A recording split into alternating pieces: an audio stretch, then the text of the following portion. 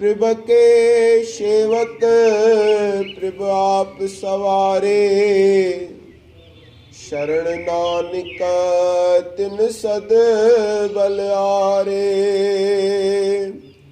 हे गरीब निवाज निमाणन जामाणे,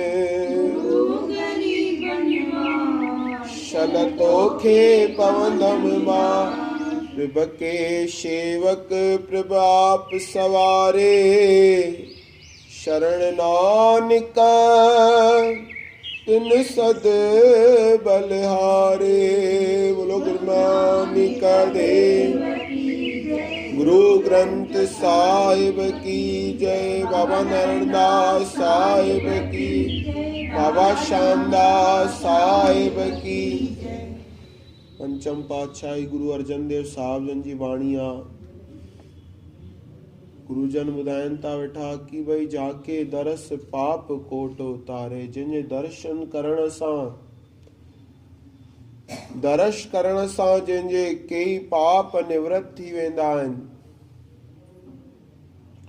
भेटत संग इहो भवजल तारे, जंहिंसां संग करण सां, जंहिंजे वेझो विहण सां असांखे भवजल रूपी संसार सागर मां पार उतारण जो मन में अहिड़ो संकल्प थींदो आहे। ओए साजन ओए मीत प्यारे, जो हमको हर नाम चितारे। उहे असांजा मिट आहिनि, उहे असांजा प्यारा आहिनि, जेको असांखे नाम सां जोड़नि। जो हमको हर नाम चितारे, नाम सां चित जोड़नि। उहे सच्चा असांजा जेके आहिनि माइट आहिनि, मिट आहिनि, जेके नाम सां असांखे जोड़नि था वेठा।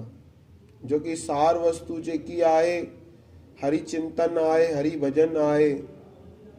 तो गुरु अर्जन देव साहिब जन ॿुधाइनि था वेठा कि भाई ओए साजन ओए मीत प्यारे, जो हमको हरि नाम चितारे। हरि नाम जेके चितराइनि था असांखां, हरि भजन कराइनि था वेठा, उहो ई सचो सौदो आहे।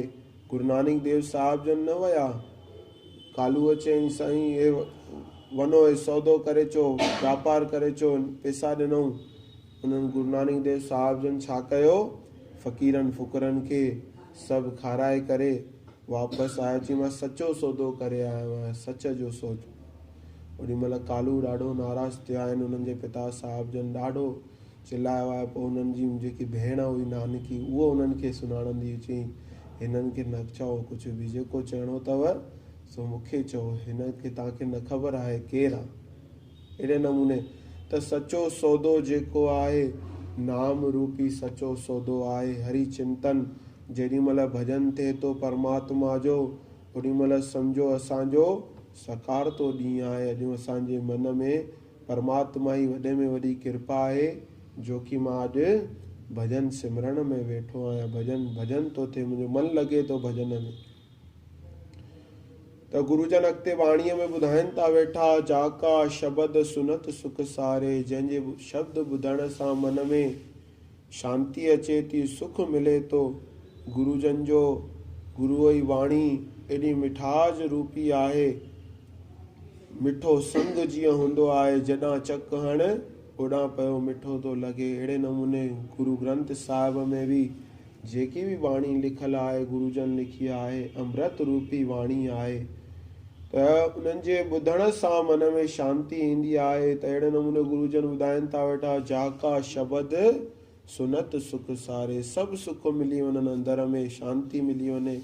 जाकी टहल जमदूत विदारे, जंहिंजी शेवा करण सां जम जी पीड़ा निवृत थी वेंदी आहे।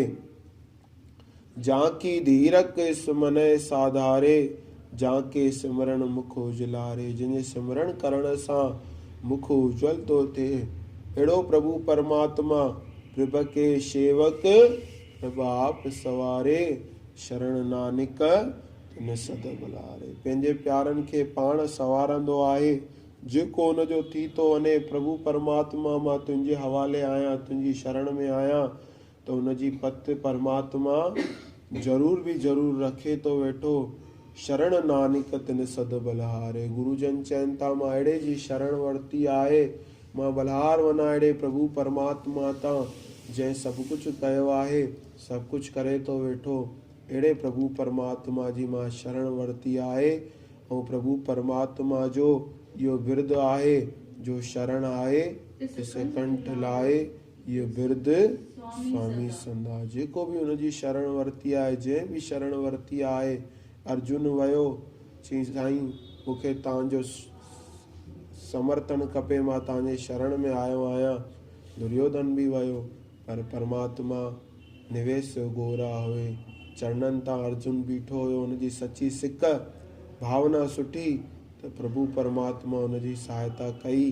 ॾिसो एॾा सभु बीठा हुया, वॾा वॾा महारथी, उन्हनि खां अहिड़ा महारथी हुआ, कृपाचार्य, द्रोणाचार्य, उन्हनि खे केर बि हाराए न पियो सघे। पर अहिड़ी सेना खे बि भॻवान जंहिंसां गॾु आहे उहा हारजी वई।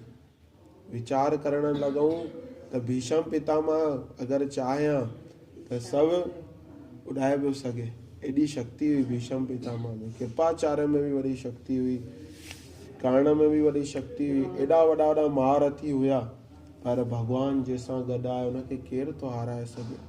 त असां बि अहिड़े प्रभु परमात्मा जी शरण वठूं, जंहिंजी शरण वठण सां असांजो मंगल ई मंगल थिए, सुठो ई सुठो ठहिण वारो आहे। अहिड़े जी असां शरण वठूं त उथंदे विहंदे हलंदे फिरंदे परमात्मा जो भॼन कयूं, हरि चिंतन कयूं, जेतिरो थी सघे भॼन कंदा रहूं। भॼन नथो थिए, परमात्मा खे अरदास कयूं, प्रभु परमात्मा मुंहिंजे मथां महर कयो, सामत दे दयाल प्रभ, जित तुमहि आराधा, नानक मंगे दान प्रभ, इहा ई मत खपे।